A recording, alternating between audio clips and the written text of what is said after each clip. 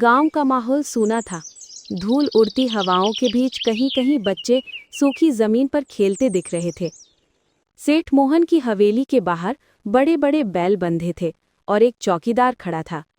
थका हारा रघु मैले कपड़ों और पसीने से भीगे चेहरे के साथ वहां पहुंचा। वो धीरे-धीरे अंदर आया, हाथ जोड़कर सेठ मोहन के सामने खड़ा हो गया। रघु झुकी आवाज में हाथ जोड़कर कहने लगा, सेठ जी, मैं रघु हूँ। पड़ोस के गांव से आया हूँ।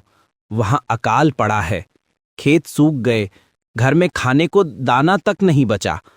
अगर आपके पास कोई काम हो तो तन मन से करने को तैयार हूँ। सेठ मोहन अपने आंगन में चारपाई पर बैठे बीड़ी फूंक रहे थे।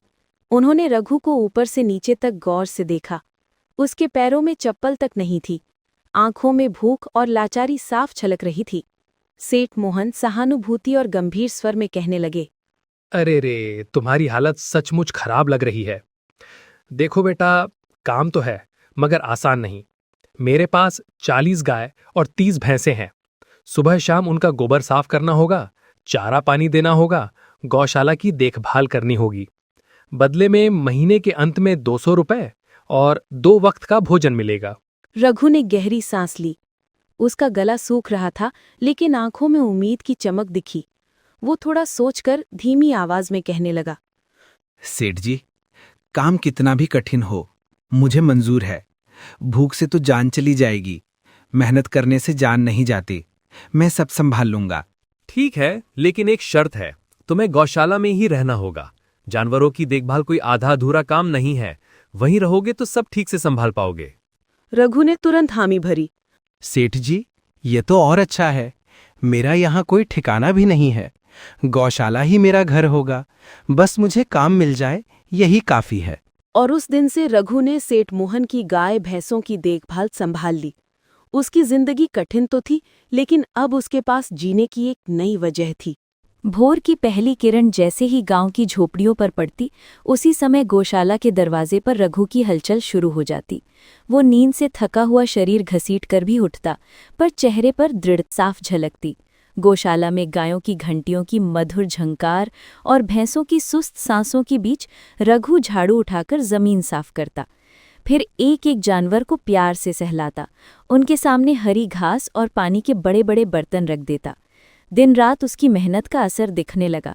जानवर अब पहले से ज्यादा स्वस्थ और शांत हो गए थे। दूध की बाल्टियां भर भर कर निकलने लगी। सेठ मोहन अपने आंगन में चारपाई पर बैठे हिसाब किताब देख रहे थे। उनके पास ही ताज़ा दूध से भरी बड़ी हांडी रखी थी। उन्होंने हांडी की ओर देखा और मुस्कुराए। सेठ मोहन रघु को पास बुलाते हुए कहा, रघु, इधर आओ। जी सेठ जी। रघु, तुम्हारी मेहनत का असर साफ दिखाई दे रहा है। दूध की गुणवत्ता पहले से बेहतर हो गई है। गायें और भैंसें भी ज्यादा दूध देने लगी हैं। सच कहूं तो तुम्हारे बिना ये सब मुमकिन नहीं था। सेठ जी, मैं तो बस अपनी रोजी रोटी कमा रहा हूँ। आप ही ने मुझे काम दिया, वरना तो शायद भूख से मर गया होता। रघु, मेहनत करने वालों की किस्मत कभी साथ नहीं छोड़ती। आज से तुम्हारी तनख्वाह 200 रुपए की जगह 400 रुपए होगी।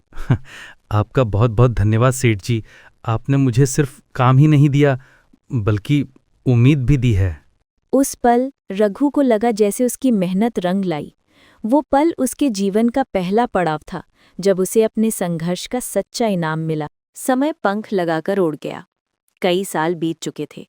रघु अब पहले जैसा निर्धन और असहाय नौजवान नहीं रहा। उसकी लगन और कठिन परिश्रम ने उसका जीवन बदल दिया था। गौशाला में वर्षों तक काम करके उसने पर्याप्त धन कमा लिया था। उसी कमाई से उसने गांव के किनारे मिट्टी और खपरेल की एक छोटी सी झोंपड़ी बना ली थी। दिन भर वो सेठ मोहन के यहाँ काम करता और शाम को अपने घर लौटकर थोड़ी बहुत खेतीबाड़ी भी देखने लगा था। लेकिन अब उसके मन में एक नई चिंता घर करने लगी थी। गांव में चोरी डकैती की घटनाएं बढ़ रही थीं। कई घरों में रात के अंधेरे में ताले टूटे और मेहनत की कमाई लुट गई। गांव वाले आपस में चर्चा करते। कोई कहता, कल रात हरीराम के घर से सारा गेहूं चुरा लिया गया, तो कोई जोड़ता, पिछले हफ्ते श्यामलाल की बकरी तक उठा ले गए। रघु ये सब सुनकर भीतर ही भीतर घबराने लगा। उसकी आंखों में मेहनत से जोड़ी गई पाई पाई घूमने लगी। सेठ जी, अब मन में एक डर सताने लगा है। दिन भर मैं आपके पास काम में लगा रहता हूँ और घर खाली पड़ा रहता है।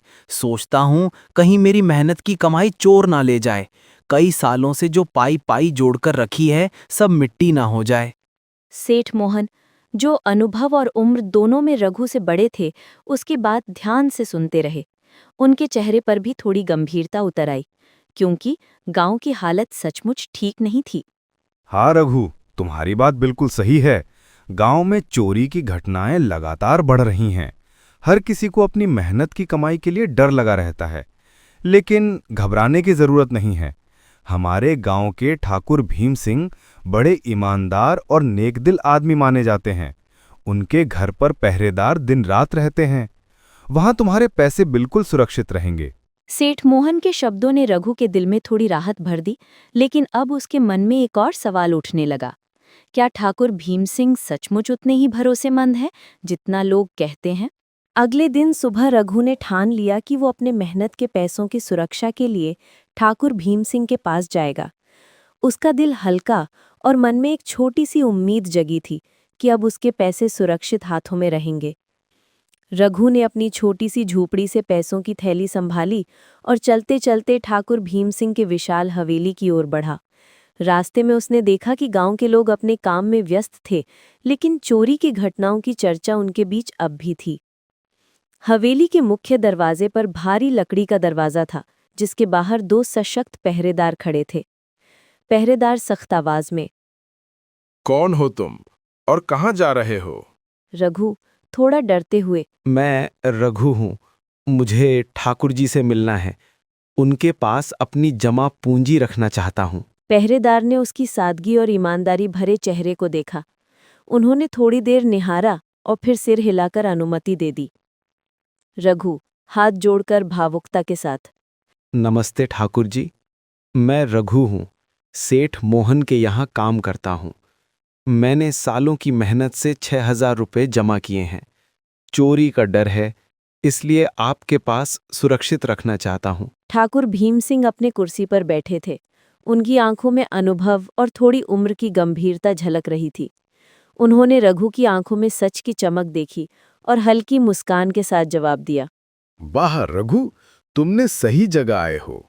तुम्हारे पैसे मेरे पास पूरी तरह सुरक्षित रहेंगे, चिंता मत करो। रघु ने राहत की सांस ली। उसने थैली को धीरे धीरे ठाकुर के हवाले किया। उसके मन में अब डर की जगह भरोसा और संतोष भर गया।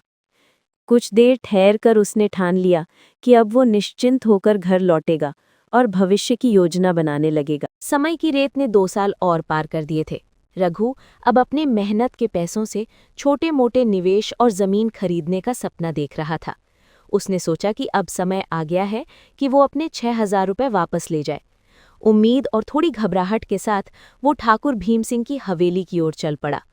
गांव की धूप तेज थी और हवेली का विशाल दरवाजा जैसे उसकी उम्मीदों की परीक्षा ले रहा हो। ठाकुर जी, मैंने आपके पास 6,000 रुपये जमा किए थे। अब मुझे अपनी जमीन खरीदनी है। कृपया मेरे पैसे लौटा दीजिए। ठाकुर भीम सिंह की आंखों में पहले हल्की मुस्कान थी, लेकिन अचानक उनके चेहरे पर बदलाव आया। वो नकली मासूमियत का ढोंग करने लगे। कौन से पासे? कोई सबूत है तुम्हारे पास? मेरे पास हर लेन देन का हिसाब किताब कागज पर दर्ज होता है। तुम्हारे नाम का कोई रिकॉर्ड नहीं है। रघु के हाथ कांपने लगे। सालों की मेहनत की कमाई, जो उसने अपने सपनों की नींव बनानी थी, अचानक खतरे में नजर आई। ठाकुर जी, ये मेरी सालों की कमाई है। भगवान के लिए मेरे पैसे लौटा दीजिए। मैंने इन्हें ईमानदारी से कमाया है। ठाकुर का चेहरा लाल गुस्से से भर गया। उनकी आंखों में ईर्ष्या और लालच की चमक थी। झूठा, मेरी ईमानदारी पर सवाल उठा ले हो? अब देख लूंगा, अभी सबक सिखाता हूँ। ठाकुर ने तुरंत अपने आदमियों को बुलाया। रघु को पकड़कर गुंडों ने डंडों और लाठी डंडों से पीटा। हर चोट के साथ रघु की उम्मीदें टूटती चली गई। अंततः रघु घायल और टूटे मन के साथ अपने घर लौटा। उसकी आंखों में आंसू थे, लेकिन आत्मा में अब भी उम्मीद की एक छोटी सी लौ जल रही थी। वो जानता था कि ईमानदारी और मेहनत ही उसे सही रास्ता दिखाएगी, चाहे कितनी भी कठिनाइयां क्यों न आएं।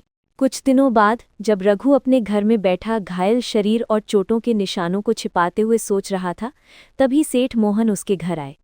उनका चेहरा गंभीर था, लेकिन आंखों में चिंता साफ झलक रही थी।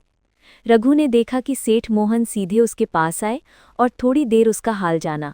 रघु, तुम इतने दिनों से काम पर क्यों नहीं आए? क्या हुआ? तुम्हारी तबीयत तो ठीक है ना? रघु की आंखों में आंसू थे। उसने अपने दिल की पीड़ा को दबाते हुए धीरे धीरे अपनी आप बीती बताई। सेठ जी, ठाकुर भीम सिंह ने मेरे पैसे हड़प लिए। उल्टा मुझे मार मार कर घर से बाहर निकाल दिया। अब मेरी मेहनत की कमाई खत्म हो गई है। सेठ मोहन की आंखों में गंभीरता और चिंता दोनों झलक रही थी। वो थोड़ी देर चुप रहे, फिर धीरे से रघु के पास झुके। रघु, मुझे माफ करना। मैंने ही तुम्हें ठाकुर के पास भेजा था, लेकिन देर नहीं हुई है। मेरे पास एक योजना है जिससे तुम्हारे पैसे वापस आएंगे। सेठ मोहन ने रघु के कान के पास झुककर धीरे धीरे योजना बताई। रघु ने आंखों में आशा और भरोसे के साथ योजना सुनी। उसके दिल में विश्वास की एक नई लौ जगी कि अब उसके पैसे और मेहनत का फल सुरक्षित हाथों में लौट आएगा। अगली सुबह सूरज की हल्की किरणें हवेली पर पड़ रही थी। सेठ मोहन अपने हाथ में एक बड़ा सूटकेस थामे हुए थे, जिसमें नोटों की आवाज सुनाई दे रही थी। उनका इरादा साफ था, ठाकुर भीम सिंह के लालच का पर्दाफाश करना। ठाकुर साहब, मैं बाहर व्यापार करने जा रहा हूँ। मेरे पास लाखों रुपए हैं। इन्हें आपके पास रखना चाहता हूँ। चोरी का डर है। ठाकुर की आंखें लालच से चमक उठीं। उसने तुरंत मौके का फायदा उठाने की सोची। अरे सेठ जी, आपकी रकम मेरे पास बिल्कुल सुरक्षित रहेगी, चिंता मत कीजिए। तभी रघु वहां पहुंच गया। उसका दिल धड़क रहा था और वो उत्सुक था कि क्या सेठ मोहन ने उसकी मदद की। अरे रघु, तुम्हारे पैसे तो मेरे पास हैं ही, ये लो। माफ करना, उस दिन गलती हो गई थी। ठाकुर ने रघु को उसके सारे पैसे लौटा दिए। रघु की आंखों में राहत और खुशी का मिश्रित भाव था। वो थैली संभालते हुए सोच रहा था कि ईमानदारी और मेहनत का फल आखिरकार वापस मिल गया। इसी बीच सेठ मोहन का नौकर दौड़ते हुए आया। मालिक, अब आपको बाहर व्यापार करने की जरूरत नहीं। व्यापारी खुद हमारे गांव आ रहे हैं। ओह, तो फिर ठाकुर साहब, पैसे अपने पास रखने की कोई जरूरत ही नहीं रही। धन्यवाद। सूटकेस उठाकर सेठ मोहन और उनका नौकर हवेली से बाहर निकल गए। रघु ने देखा कि अब उसकी मेहनत और भरोसा रंग ला चुके थे। ठाकुर का लालच अब उसका पतन बन चुका था।